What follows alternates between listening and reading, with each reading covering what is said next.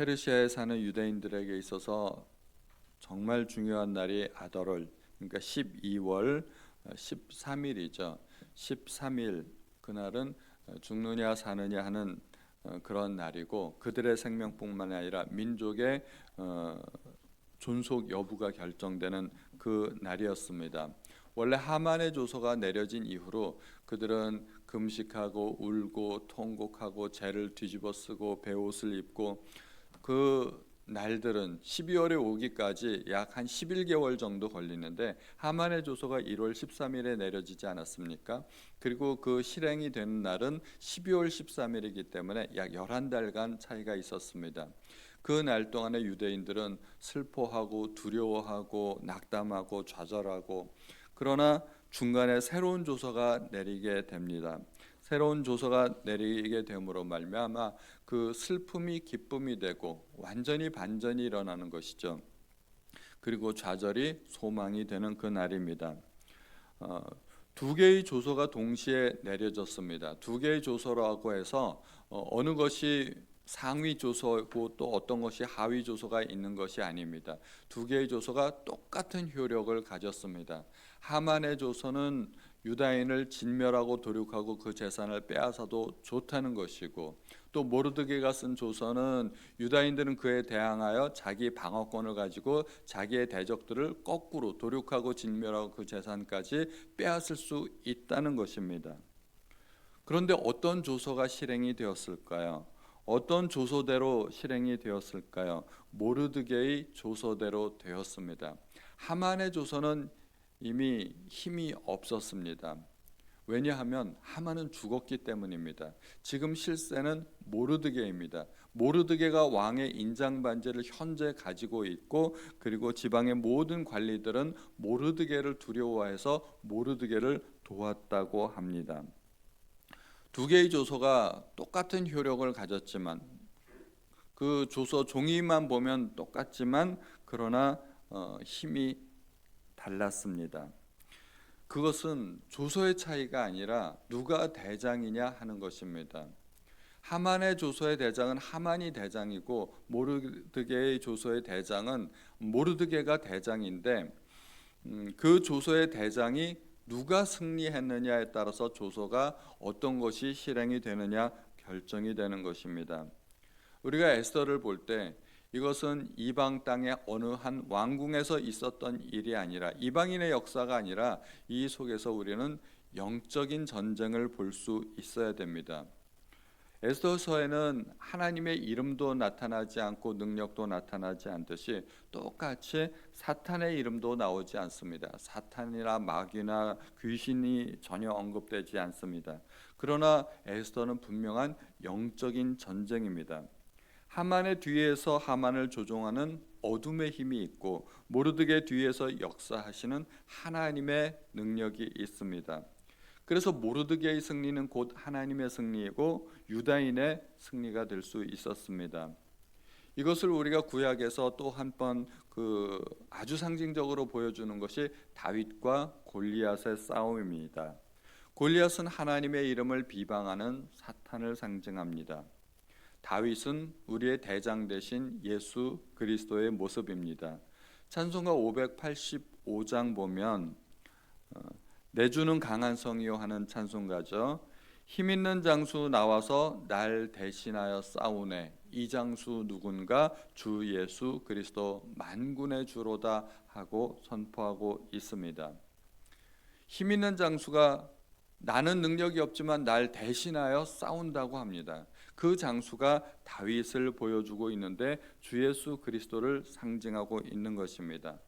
창세기에서 아담과 하와는 선악과를 따먹고 죄를 지었지만 하나님께서는 그들에게 복음의 메시지를 주셨습니다. 먼 훗날에 이루어질 복음의 메시지인데, 여자의 후손이 나타나서 뱀의 머리를 상하게 할 것이라고 하였습니다.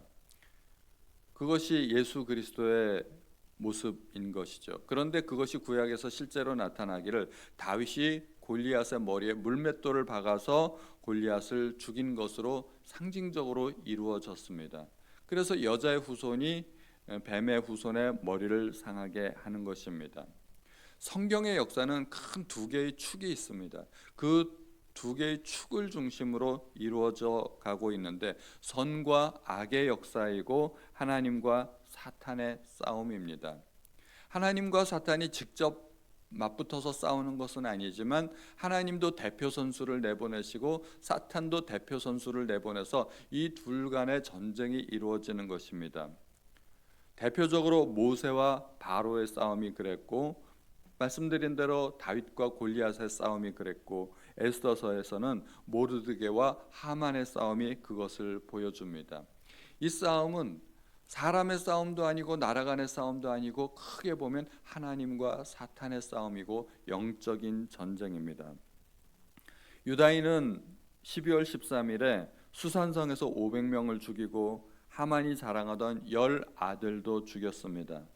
그리고 에스더의 또 한 번의 요청으로 말미암아 수산성에서는 한 번 더 그런 일이 있어가지고 300명을 더 도륙하고 전국에서는 7만 5천 명이 죽임을 당하게 됩니다. 이것이 어떤 싸움일까요? 이 싸움은 영적인 싸움이라는 것을 우리가 생각해야 됩니다. 그 증거로 유다인들은 그 대적을 진멸하면서 전혀 그들의 재산에 손을 대지 않았다는 것입니다. 모르드게가 죽었을 때도 그랬고 수산성에서 그 대적들을 진멸했을 때도 그랬고 또 전국적으로 유다인들이 그 대적들을 진멸했을 때도 단 한 번도 그들의 재산에 손을 대지 않았습니다. 그것은 이 전쟁이 결코 약탈을 위한 전쟁이 아니라 자기 보호를 위한 영적인 항전이었음을 보여주게 됩니다. 만약에 재물에 눈이 멀어서 그들의 재물을 약탈했더라면 이 싸움에 대의 명분을 잃게 될 것입니다. 예전에 사울이 그랬었죠.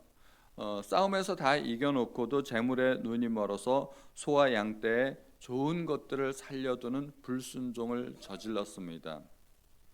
또 야곱의 두 아들 시몬과 레위는 그 여동생 디나에 대한 복수를 한다고 세겜 족속을 진멸했습니다. 너희들이 우리와 통혼하려면 할례를 받아야 된다 해놓고 그들이 할례 받고 고통스러워할 동안에 그 족속들을 진멸했습니다. 그런데 그 와중에 그들은 세겜 족속의 재산을 노력하고 탈취하고 부녀들을 포로로 끌어오고 그런 약탈 행위를 일삼게 되는 것입니다. 그들은 명색이 복수라고는 하지만 복수를 빙자해서 떼강도처럼 행동했습니다.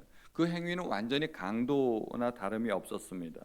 그 일로 말미암아 야곱은 또다시 세겜 땅에서 도주해야만 했고 명분이 없는 겁니다. 이것은 도저히 그냥 단순한 복수라고 말할 수가 없는 것입니다. 그래서 또다시 도망했고 훗날 야곱이 죽기 전에 두 아들들을 저주하는 계기가 되었습니다. 싸움에서는 대의 명분이 굉장히 중요합니다. 왜 싸우느냐? 싸움의 승패도 중요하지만 그것이 단순한 침략 전쟁일 경우에는 비난을 받게 되는 것입니다.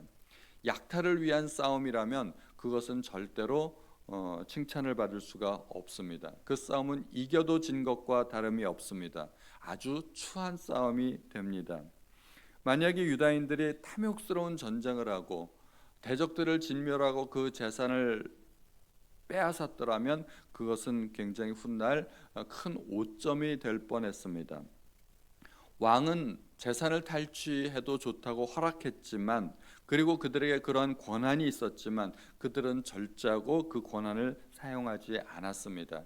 그래서 이 전쟁이 깨끗한 전쟁이 될 수 있었습니다. 하만의 속셈은 무엇이었을까요? 유다인들을 진멸하라 하면서 그들의 재산을 약탈해도 좋다고 했습니다. 하만은 그들의 재산에, 유다인들의 재산에 눈독을 들였던 것 같습니다. 그렇지 않고서야 자기가 어떻게 왕에게 은 1만 달란트를 왕의 금고에 드릴 수 있겠습니까? 하만의 전쟁은 사실상 약탈 전쟁이었던 것입니다. 우리의 싸움은 어떠한 싸움이 되어야 할까요? 재물을 놓고 싸우는 싸움이 아니라 영적인 싸움을 싸워야 됩니다.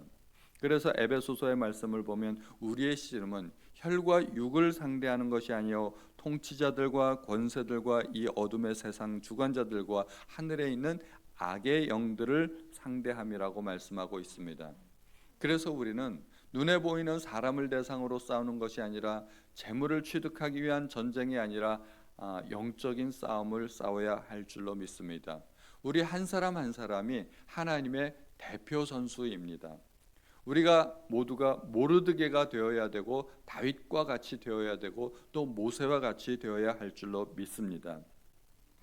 처음에 하만의 조서가 발표된 것은 1월 13일, 그리고 그 실행일은 12월 13일, 약 11개월의 차이가 있었습니다. 그러나 하만이 죽고 나서 새로운 조서가 내렸는데 그날은 3월 23일이었습니다. 그리고 3월 23일은 모든 것이 뒤바뀐 날이었습니다. 패배가 승리로 바뀌고 슬픔이 기쁨으로 바뀐 날입니다. 그러나 그것도 역시 실행일은 12월 13일이었습니다.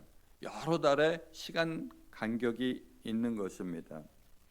그 중간의 날짜, 분명히 승리가 정해져 있고 확실한데도 불구하고 그것이 이루어지는 날짜는 한참 뒤라는 것입니다.